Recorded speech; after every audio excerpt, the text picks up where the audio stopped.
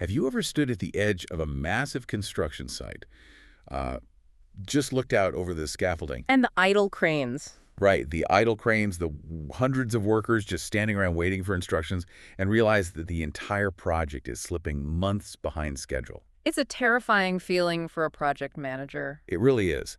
Have you ever stared at that delayed project? Maybe it's a high-rise office block or a critical piece of infrastructure, and wondered exactly how the financial bleeding is calculated. Because it is bleeding. M- Millions of pounds. Exactly.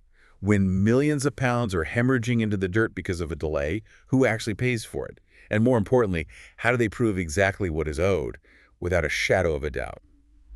Welcome to today's deep dive. We are thrilled you are joining us because today we are tackling the definitive, uncompromising rulebook for answering those exact questions. Yeah, it is a scenario that plays out on construction sites around the world literally every single day. A delay happens, maybe the design drawings were late, maybe the site handover didn't happen on time. And the pointing begins. Right, the contractor points a finger at the employer points right back at the contractor, the costs absolutely skyrocket, the lawyers start circling, and suddenly the paperwork sitting in the site cabin becomes vastly more important than the concrete actually being poured into the ground. And to navigate that chaos, our sole source for today's deep dive is the absolute gold standard for this industry.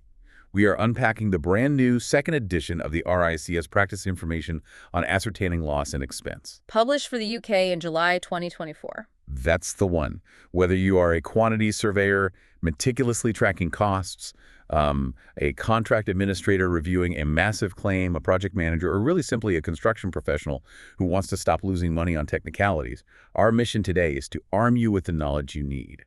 We are going to decode the heavy legal jargon, highlight the hidden contractual tripwires that can literally cost a business millions, and explain the precise mechanisms for getting paid what you are actually owed. It's a brilliantly dense, highly technical document. But make no mistake, the principles inside it dictate the survival of contracting businesses. We are going to look at the underlying legal philosophy of how a loss is actually proven, the incredibly strict differences between time and money. Which trips up so many people. It really does. And we'll look at how various standard contract suites handle the payout. We will also dive into the mathematics of disruption, which is notoriously difficult to prove, and the highly contested territory of claiming for head office overheads. Okay, let's unpack this. We need to start with the core philosophy of this entire document because the title itself uses a very specific, slightly intimidating word, ascertaining. The RICS guide talks extensively about the ascertainment of loss and expense. Can you define what that actually means, strictly based on the RICS document? Because to a layman, it just sounds like a fancy legalistic way of saying calculating. Yeah, I get that. But it is much more nuanced than just calculating an invoice. According to the RICS guidance, to ascertain literally means to find out something for certain or make sure of. The person compiling the claim, which is usually a quantity surveyor, needs to be furnished with relevant documents and information from which they can be reasonably satisfied that all the loss and expense claimed is likely to be or has been incurred. Hold on, let me play devil's advocate here. To find out for certain implies 100% absolute proof, like down to the final penny. If I submit a massive claim for prolonged site costs, doesn't the client have the right to demand absolute airtight mathematical perfection before they cut a check? What's fascinating here is the critical legal distinction the document makes to prevent exactly that kind of gridlock. The person compiling the claim or the contract administrator reviewing it does not have to be 100% certain. I do. No, they only need to be reasonably satisfied. Ascertainment is the calculation of the costs that are due to a party based on the standard of reasonable satisfaction, not absolute mathematical perfection. That feels like a massive relief for anyone who has ever lost a single receipt for, a bag of cement. But isn't there a risk that reasonably satisfied just opens the door to glorified guesswork? Not at all. And this isn't just a theory. It is backed by very important case law detailed right in the RICS document. To understand how this works in practice, we have to look at the 2012 case of Walter Lilly and Company Limited v. Giles Mackay. Ah, Walter Lilly. Exactly. This case is a cornerstone of modern construction law. Mr. Justice Aikenhead tackled a multitude of construction contract claims in this ruling, specifically addressing the burden of proof and the level of information required when a contract demands such details of such loss and/or expense as are reasonable necessary. I want to dig into this. What were the actual stakes in Walter Lilly, and what did the judge say to clarify this standard? The stakes were incredibly high. We're talking millions of pounds in disputed variations, delays, and defects on a luxury residential development. The employer's side was essentially arguing that the contractor's claims lacked the granular, perfect detail required to satisfy the contract's conditions. They wanted every single dot connected. Right. But Mr. Justice Aikenhead pointed out the inherent absurdity of demanding absolute perfection. He stated that if a contractor submits a £1 million claim and just 10 pounds of it is not adequately detailed or supported by a pristine receipt, it would be an absurd position for the whole £1 million claim to fail simply to satisfy a rigid condition precedent. That makes perfect logical sense. If you build a house and forget to paint one skirting board, the client doesn't get the whole house for free. Precisely. The wording of the JCT contract at the time required that the architect or quantity surveyor be put in a position to determine whether the loss is likely to be or has been incurred. The judge noted that these professionals are not strangers to the project. Right, they've been there the whole time. Exactly. They have been attending the site meetings for months, perhaps years. They have seen the weather delays. They have seen the late design issues. They know the delays happened. Therefore, they do not necessarily have to be certain of the exact amount to the penny if the overarching evidence provided allows them to be reasonably satisfied. So if we translate this into practical terms for you listening right now, the judge made it clear that the contract should not be construed too strictly against the contractor. And the reasoning is brilliant in its fairness. You have to bear in mind that the grounds giving rise to the loss and expense entitlement in these specific clauses are the fault and risk of the employer. That's the key. It is the employer's breach or the employer's delay that caused the financial bleeding in the first place. Punishing the contractor for a minor clerical gap in a massive legitimate claim goes against the basic principle of fairness. That is the absolute crux of it. And this brings us to a really important legal threshold mentioned in the text, the civil standard of proof. In a criminal court, as we all know from television, you have to prove something beyond all reasonable doubt. Which is a huge hurdle. An incredibly high bar. But in these construction claims, the RICS document highlights that you are only required to prove your case on the balance of probabilities. Meaning, is it more likely than not? Like a 51% likelihood? Yes. Is it more likely than not that this specific employer-caused delay resulted in this specific financial loss? If the answer is yes, and you have the records to reasonably support that assertion, the burden of proof is met. To really understand where all these fundamental rules of commercial damages came from, the RICS document actually forces us to get into a time machine. It takes us all the way back to 1854 to lay the historical foundation. I always find it amazing that we are using a brand new 2024 guidance document dealing with modern skyscrapers, biometric site access, and high-tech infrastructure. Yet the foundational rule for getting paid comes from the Victorian era. It truly is foundational. The case is Hadley v. Baxendale. If you are involved in commercial contracts in any capacity, this case is the absolute bedrock of contract law regarding damages. Tell us the story. In this 1854 case, Hadley operated a steam-powered mill, and a crucial component, the mill shaft, broke. He hired Baxendale, a carrier, to transport the broken shaft to an engineer to have a new one made. Baxendale promised to deliver it the next day, but he was negligent, and the delivery was delayed by several days. Because the mill literally could not operate without this central shaft, Hadley sued for the lost profits during those extra days of complete shutdown. The jury initially awarded Hadley those massive lost profits, which makes sense to a layman. You broke it, you pay for the downtime. But Baxendale appealed. And what the higher court decided literally shaped the construction contracts you are using on your sites today. The higher court held that you cannot just sue for any and all losses that vaguely result from a breach of contract. They established a two-limb test. The injured party may only recover damages that, firstly, are reasonably considered to arise naturally from the breach of contract itself, or secondly, those damages that were within the reasonable contemplation of both parties at the time they made the contract. So applying that to the mill. In the Hadley case, Baxendale was just a delivery guy. He didn't know that the entire massive mill would be shut down because of the late delivery. He just thought he was delivering a heavy piece of metal. He wasn't informed of the special circumstances.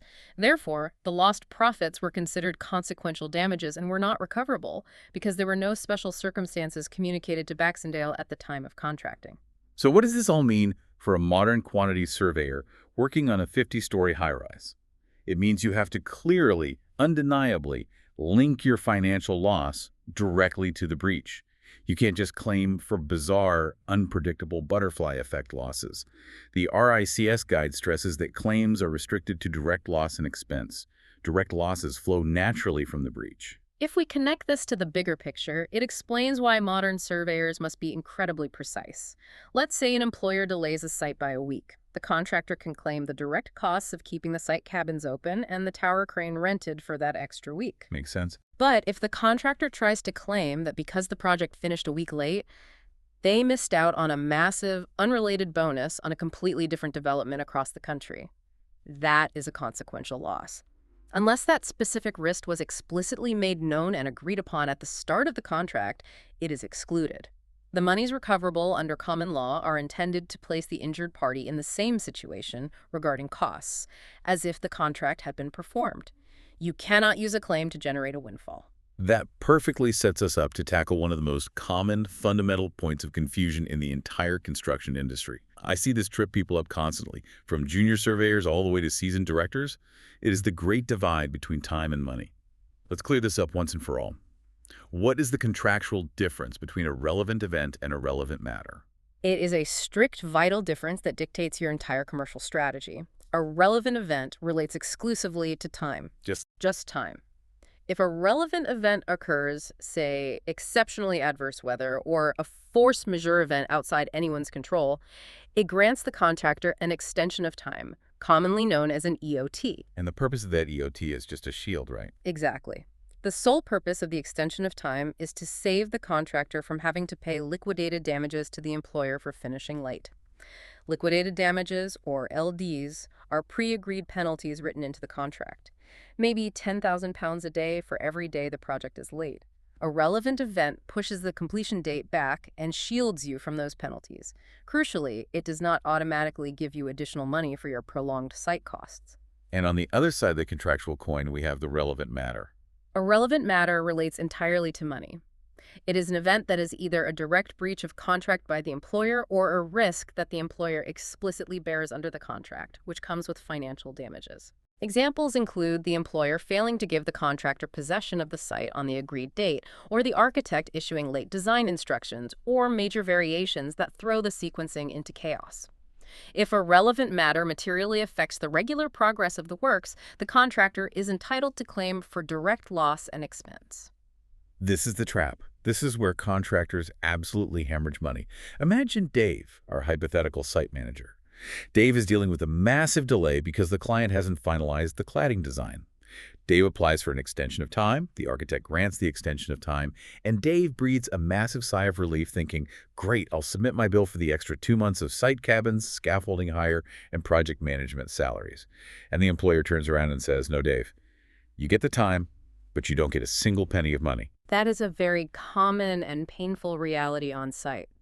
Getting an extension of time does not automatically mean you get loss and expense. They are entirely separate contractual mechanisms. A delay might qualify as a relevant event, giving you the time shield, but if it doesn't also qualify as a relevant matter under the specific terms of your contract, you have to absorb your own prolonged site costs. Let's complicate Dave's life even further. What happens when two things go wrong at exactly the same time? The RICS document specifically addresses concurrent delays, referencing the Walter Lilly case again. Concurrent delay is notoriously complex, and it is the battleground for most major construction disputes. Imagine a scenario where two independent delays happen simultaneously and both impact the critical path of the project. Okay, set the scene. One delay is caused by the employer. Say they completely fail to deliver critical structural drawings. The other delay is caused by the contractor. Say Dave completely failed to secure enough steelworkers to actually erect the frame anyway. So both parties are completely at fault simultaneously.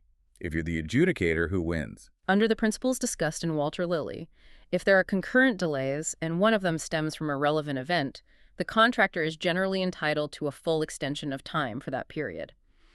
The employer's delay is often treated as the dominant event, preventing the application of liquidated damages. So Dave gets his time shield. However, when it comes to the money, the loss and expense, the rules are very different. Let me guess.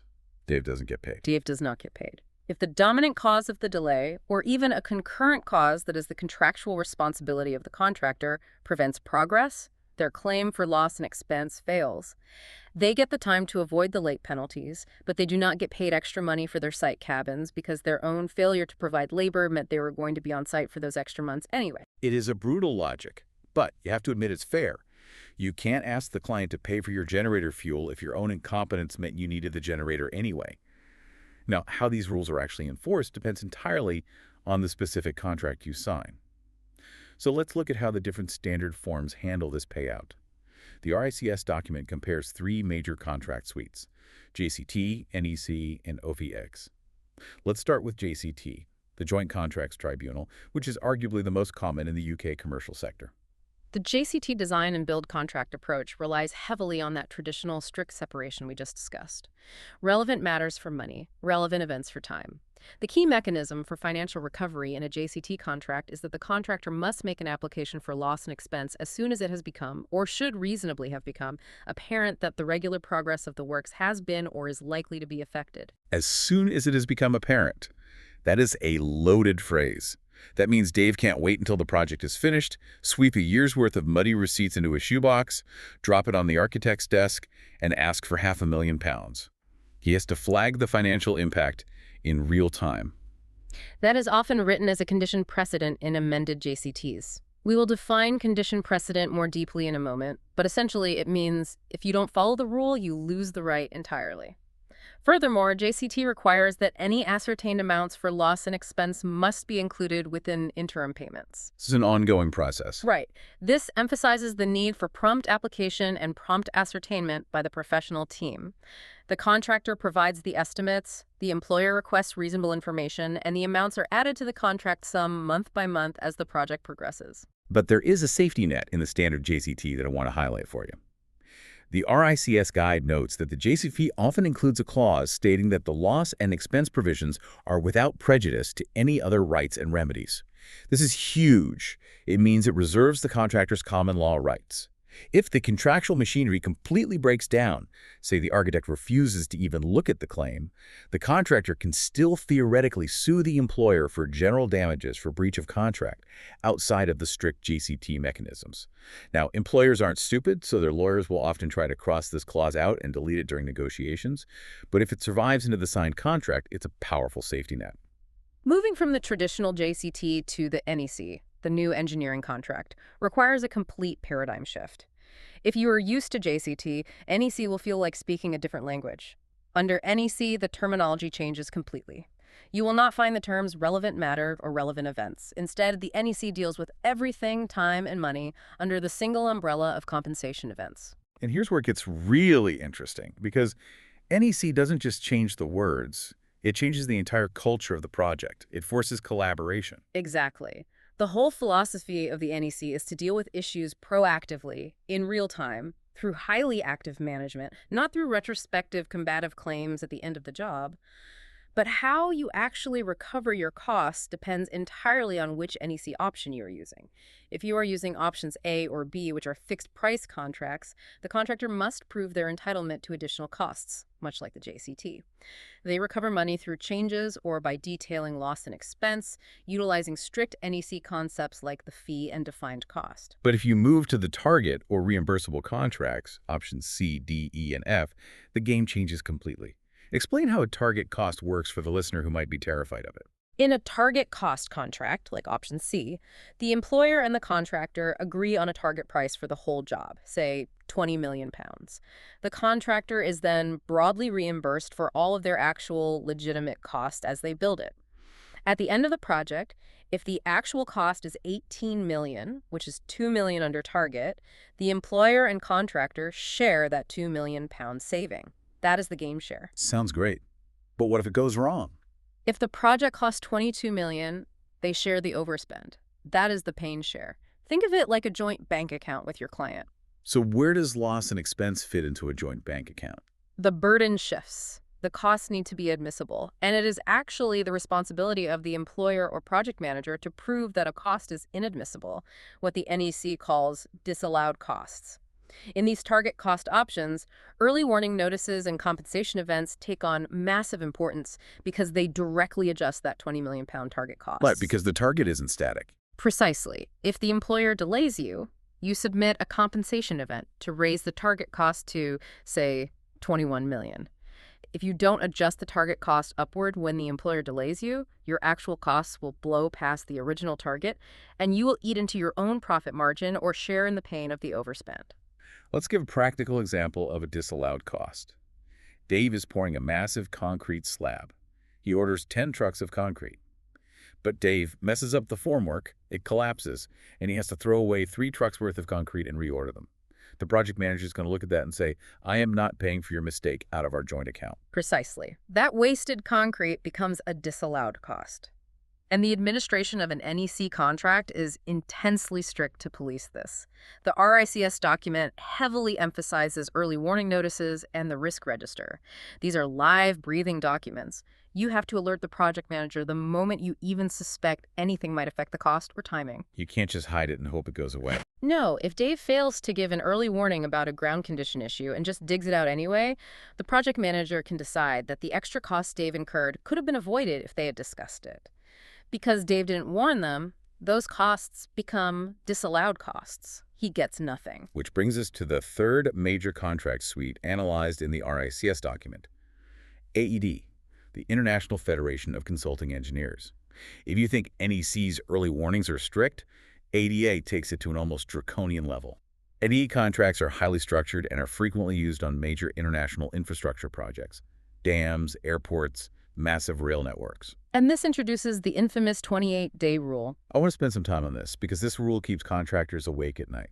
What exactly is it? The 28-day rule in FIDA is a brutal condition precedent.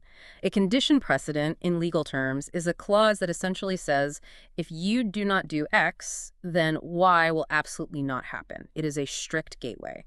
Under FIDA Clause 20, if a contractor considers themselves entitled to an extension of time or any additional payment, they must give notice to the engineer as soon as practicable. And critically, no later than 28 days after the contractor became aware or, and this is the absolute kicker, should have become aware of the event or circumstance. Or should have become aware. Let me challenge that. That implies an objective standard of competence. Dave can't play dumb. He can't sit in an adjudication and say, well, my subcontractor didn't tell me about the delay for 2 months, so my 28-day clock didn't start until they told me. The engineer is going to say, you are the main contractor. You should have known what was happening on your own site. Exactly. The clock was ticking whether Dave knew it or not. And what happens if Dave misses that 28-day deadline? The RICS guide is unequivocal on this, backed by international arbitration history. If the contractor fails to give notice within the 28-day period, the time for completion shall not be extended, the contractor shall not be entitled to additional payment, and the employer is completely discharged from all liability in connection with the claim. That is a total guillotine, a multi-million-pound, completely legitimate claim, a delay that was undeniably 100% the employer's fault, can simply evaporate into thin air because an email was sent on day 29 instead of day 28. It is a complete bar to recovery. If we connect this to the bigger picture, it highlights why the commercial team, the quantities surveyors, have to be completely integrated with the site delivery team every single day. You cannot afford a disconnect where the site team thinks they are just cracking on with the job while the commercial team is oblivious to the delays happening in the trenches. Also, it is worth noting how FID handles profit differently than JCT or NEC. Right, because under JCT and NEC, a contractor can generally recover their lost profit as part of their loss and expense, provided they can prove it. How does FEI differ? Under FIDIC, the contractual definition of cost includes all expenditure reasonably incurred, including overheads, but it expressly does not include profit. Unless the specific subclause giving rise to the claim explicitly states cost plus reasonable profit, which does happen in some clauses, but not all, profit is generally not recoverable under a standard unamended FEI contract for general delays. You get your raw costs back, but you don't make a margin on the employer's mistake. So we have established that across all these different contracts, your ability to recover a single penny is entirely dependent on 2 things: notifying the client on time and proving the loss with evidence. Let's dig into the evidence. If you want to avoid being time-barred, what are you actually attaching to these notices? Because a generic complaint letter from a director isn't going to cut it. The RICS guide hammers home the necessity of the contemporary records. What exactly constitutes a contemporary record? Contemporary records are primary documents, or good copies of them, produced at or near the exact time the event occurred. They are the unvarnished, real-time pulse of the project. The RICS document provides a comprehensive list. We are talking about the contractor's detailed baseline program and all its live amendments. We are talking about daily site diaries, manual labor allocation sheets detailing exactly which workers were deployed to which specific zones of the building, clerk of works reports, and minute-by-minute records of site meetings. And photographs, right. But the guide is specific here. You can't just take a blurry picture of a puddle in a trench and say weather delay. The photographs must include metadata, the exact location, the time, and the date. And regarding the financials, we're talking about invoices and proofs of payment. It is not enough to just hold up an invoice from a scaffolding company. You need to show the audit trail that the money actually left your bank account to pay for it. Precisely. ADIAC legal cases in particular have heavily emphasized the need for instantaneous, contemporaneous record keeping. You cannot reconstruct a site diary from memory 3 months after the fact and expect a tribunal or an adjudicator to accept it as a contemporary record. Human memory is fallible and inherently biased. In fact, under FID, the engineer or contract administrator actually has the contractual right to monitor your record keeping in real time and instruct you to keep further specific records if they see a claim developing. I want to look at the severe consequence of failing to do this. The RICS document highlights a devastating legal precedent. WW Gear Construction Limited v. McGee Group Limited from 2010. Tell us what happened here. This is a textbook example of the absolute dangers of ignoring notice provisions and record keeping. In this case, dealing with a heavily amended JCT trade contract, the employer had inserted a specific condition precedent. It required the contractor to submit a timely, detailed application for loss and expense not later than 2 months after it became apparent that the progress of the works would be affected. 2 months seems generous compared to FIDIAC's 28 days. It does, but the contractors still failed to comply with the specific time frame. They suffered delays, they incurred costs, but they didn't submit the fully detailed application within that 2-month window. Let me play devil's advocate again. If I'm the contractor, I'd argue, look, I built the building. You delayed me. You know you delayed me.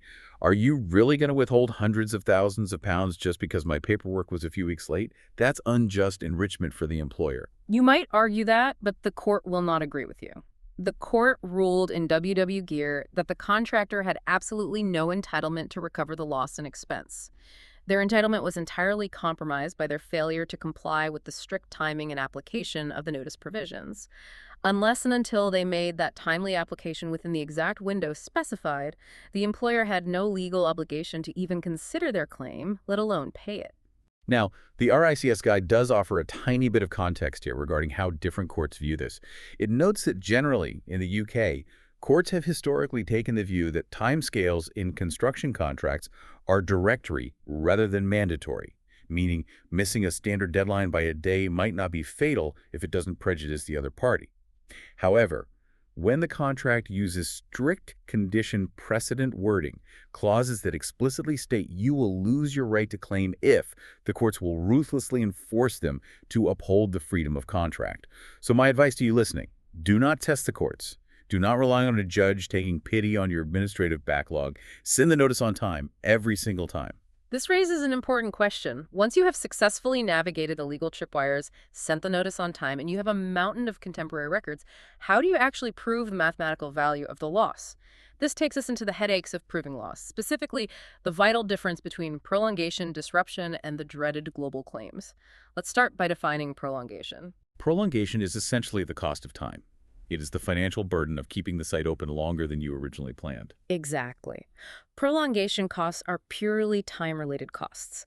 They are the additional on-site and off-site overheads occasioned by a delay to the completion of the construction works. If the employer fails to give you possession of the site for 2 months and the whole project shifts back by 2 months, you suffer prolongation. The RICS document gives some great concrete examples of this. When you are claiming prolongation, you aren't just putting a line item that says general site costs £50,000.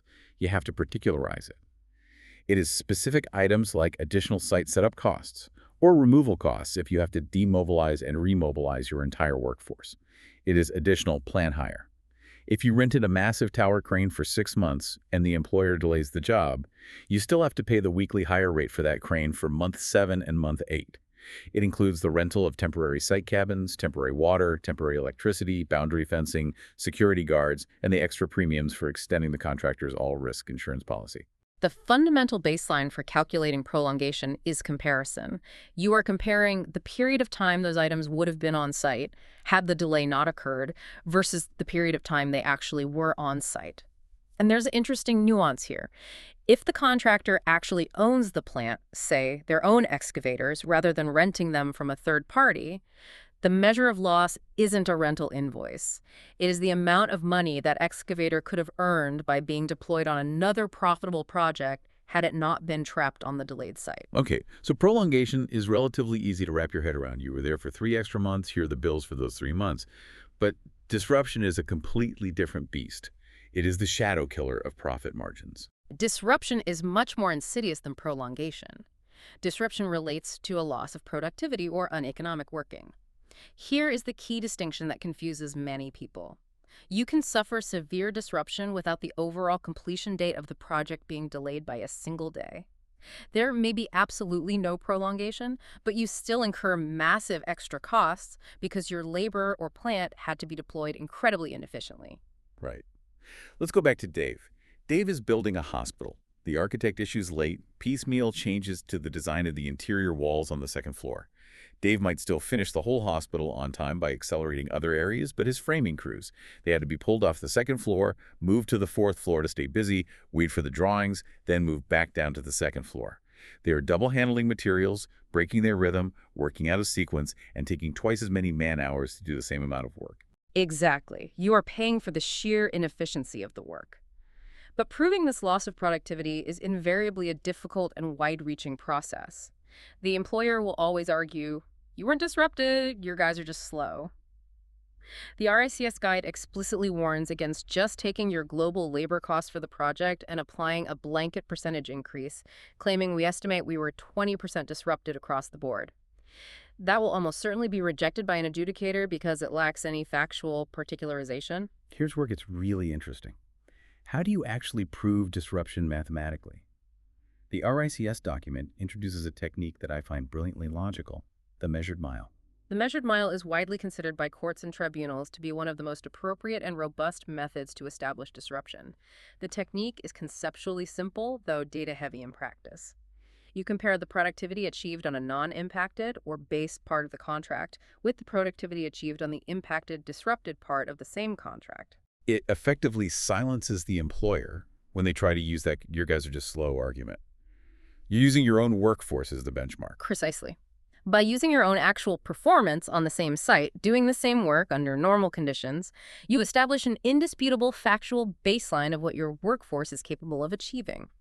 The RICS guide cites a 1985 case, Woodall Builders Company Ltd v. Chesterley Street District Council. In this housing project, the employer experienced difficulties giving the contractor possession of certain dwellings on time. During the periods when these problems arose, the contractor was grossly hindered, and ordinary rhythmic planning was rendered impossible. So to prove the financial loss, they used the measured mile. They compared the value of the work output produced during the clear, not impacted periods to the output produced during the hindered, impacted periods. Let's give a visual example to make this real for you listening. Imagine your carpentry team is hanging internal doors in a long row of identical terraced houses. Once the carpenters get into a rhythm, they might be hanging 10 doors a day. The economy of repetition is high. That is your measured mile. 10 doors a day, proven by your site diaries from weeks 1 and 2. Then, in week 3, an employer instruction stops that flow. They change the door hinge specification halfway through. The carpenters have to stop, wait for new materials, jump to different houses, and work completely out of sequence. Suddenly, your site diaries show they are only hanging 4 doors a day. The measured mile technique allows you to take that delta, the loss of 6 doors a day of productivity, and quantify it financially, multiplying it by the carpenter's hourly rate and directly linking it to the employer's variation event. It removes the theoretical, academic arguments about what should have happened and relies purely on what did happen on that specific site. But let's be realistic.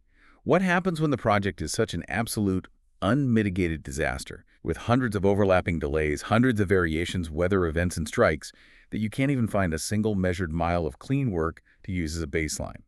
This is when contractors reach for the panic button, the global claim.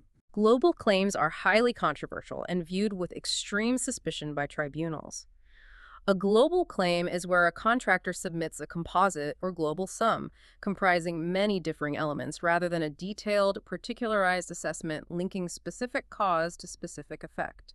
It is essentially the contractor throwing their hands up and saying, this project cost us £5 million to build. You only paid us $3 million. There were dozens of employer delays and variations. It is impossible to separate them all, so you owe us the £2 million shortfall. The RICS document is very clear on this. Global claims should be avoided if at all humanly possible. They are an absolute last resort. They are only acceptable when it is truly impractical or impossible to provide a full subdivision of the sum being claimed. For example, if the employer issues 50 late instructions that all overlap and impact the exact same trade simultaneously, their constituent parts might be genuinely indistinguishable from one another. In that rare, chaotic scenario, a global approach might be entertained by an adjudicator. But the guide issues a stern warning to claim compilers. If a surveyor tries to be clever and hides particularized, easily identifiable costs inside a massive global claim, hoping they won't be scrutinized too closely, they're playing an incredibly dangerous game. If the adjudicator or judge sees that you could have separated the costs but lazily chose not to, you risk having the entire global claim thrown out entirely. Do the hard work. Subdivide the claim wherever humanly possible. Link the cause to the effect. Which brings us to our final major topic, the area that often involves the largest sums of money. The holy grail of loss and expense claims, head office overheads, and profit. We spent this whole time talking about the site cabins, the cranes, Dave, the site manager, the guys hanging the doors. But what about the suits in the corporate office? Can a contractor really recover costs for the head office directors, the estimating department, the HR team, the IT infrastructure, and the actual profit they plan to make on the job? The short answer is yes, generally under JCT and NEC contracts, though, as we noted earlier, usually not for profit under FEDEC unless expressly stated. Since the 1960s, a body of construction case law, specifically referencing landmark cases like Rate LTD and Peak Construction, has clearly established that unabsorbed overheads and lost profit are legitimate, recoverable constituent parts of direct loss and expense, provided the contract conditions do not specifically exclude them. Unabsorbed overheads. I love that term, but let's break it down for the listener. It basically means your corporate head office costs a certain amount to run every month. Rent, electricity, executive salaries. You pay for that overhead by taking a small slice of revenue from all your active construction sites. If one massive site is delayed for 6 months, it's not generating new revenue to pay its share of the head office bills, so those head office overheads become unabsorbed. To recover this, the RICS document points us back to the Walter Lilly case, where the court laid out 4 strict principles for claiming lost profit and overheads. Let's go through them. The 4 principles of Walter Lilly are essential for any commercial manager to memorize. Principle number 1. A contractor can recover head office overhead and profit lost as a result of a delay, but only if that delay was caused by factors that entitle it to loss and expense. In other words, the prolonged period must be driven by a relevant matter caused by the employer, not a neutral weather event or the contractor's own delay. Principle number 2 is arguably the hardest one to prove in a tight economy. The contractor must prove, on the balance of probabilities, that if the delay hadn't happened, they would have secured other work producing a return. Yes, this is the vital concept of the collateral transaction. You can't just walk into arbitration and say, we lost profit. You have to prove that because your site management team, your bonding capacity, and your capital were tied up on this delayed project, you actually had to turn down or missed out on another profitable job elsewhere. The RICS guide notes that this can be evidenced by showing actual tender opportunities or invitations to bid that you received during the period of delay, which you had to formally decline because your resources were trapped. Principle number 3 relates to how we actually calculate this number, which brings us to the math. The court stated that the use of a formula is a legitimate way to determine entitlement. The RICS guide specifically mentions the Hudson and Emden formulas. Let's unpack these because to a lot of people, they sound like terrifying high school algebra. This raises an important question of how to practically process these claims. They are mathematically accepted formulas used to calculate the percentage of head office overheads and profit that should be applied to the period of delay. Basically, compiling the actual granular cost of head office staff time dedicated to one specific delayed project is incredibly difficult and time-consuming. You'd be tracking how many minutes the HR director spent talking about Dave's site. It's impractical. These formulas provide a legally recognized shortcut. Let's do the math on the Emden formula step by step so you listening actually learn how to apply it. Walk us through a hypothetical project. Let's imagine Dave's company is working on a project with a contract sum of £10 million. The contract was originally supposed to last 50 weeks, but the employer delays it by 10 weeks. Okay, £10 million contract, 50 weeks original duration, 10 weeks of delay. The Emden formula first requires you to calculate your company's average overhead and profit percentage. You look at your audited company accounts for the whole organization. Let's say your total turnover is £50 million, and your total head office overheads and profit are £5 million. That means your overhead and profit margin is 10%. Simple F, 10%. Now you apply the Emden formula. You take that 10%, you multiply it by the £10 million contract sum, which gives you £1 million. That £1 million represents the overhead and profit wrapped up in this specific project. Now, you divide that £1 million by the original 50-week contract period. That gives you £20,000 per week. That £20,000 is your weekly unabsorbed overhead and profit rate. Finally, you multiply that weekly rate by the 10 weeks of employer delay. So £20,000 times 10 weeks. The claim for unabsorbed head office overheads and profit is £200,000. Exactly. It provides a clean, mathematically sound figure based on the company's actual audited historical performance. The Hudson formula is similar but slightly older. It uses the head office percentage built into the specific tender for this project rather than the company's overall historical average. Emden is generally preferred today because it relies on actual audited accounts rather than tender estimates, which can sometimes be artificially inflated. It is a brilliant, recognized shortcut, provided those baseline criteria are met. But the caveat is huge. If the employer's lawyers can prove you didn't actually have any other work to go to, say there was a global recession and absolutely no one was building anything, the formula means absolutely nothing. Because if there was no work to win, you didn't actually lose a collateral transaction and your claim drops to zero. And finally, principle number 4 brings us full circle to the start of our deep dive. Principle number 4 reinforces the core philosophy we started with. Ascertainment by the contract administrator of these losses does not mean they have to be absolutely certain to the final decimal point. If you use a recognized formula like Emden and you provide reasonable evidence of lost tender opportunities, the civil standard of proof is met. You have proven your loss on the balance of probabilities. So, what does this all mean? Let's bring this all together. We have covered an immense amount of ground today navigating the depths of this RICS guidance. If I had to summarize the absolute golden rules for you to take back to your site tomorrow, they are: Number 1, know the strict difference between time and money. A relevant event gets you out of jail for damages, but only a relevant matter gets you paid. Number 2, read your specific contract's notice provisions immediately, and beware of FediMate's fatal 28-day trap. Number 3, keep pristine, time-stamped contemporary records. Daily site diaries are your best defense against a hostile claim. And number 4, when proving disruption, do the hard work of using the measured mile technique rather than throwing a lazy global claim at the wall and hoping it sticks. Those are the practical realities of the industry today, as codified by the RICS. But if we connect this to the bigger picture, it raises a final, deeply provocative question about the future of our industry. The entire 2024 RICS guide we've discussed heavily emphasizes the need for contemporary records. Paper site diaries, photographs, manual labor allocation sheets. It relies on humans writing things down. But look at where construction sites are actually heading right now. Oh, I see where you're going with this. The technology is outpacing the paperwork. Rapidly. We are entering an era of fully digitized smart construction sites. We have 4D building information modeling. We have automated drone flights tracking daily volume progress with millimeter precision.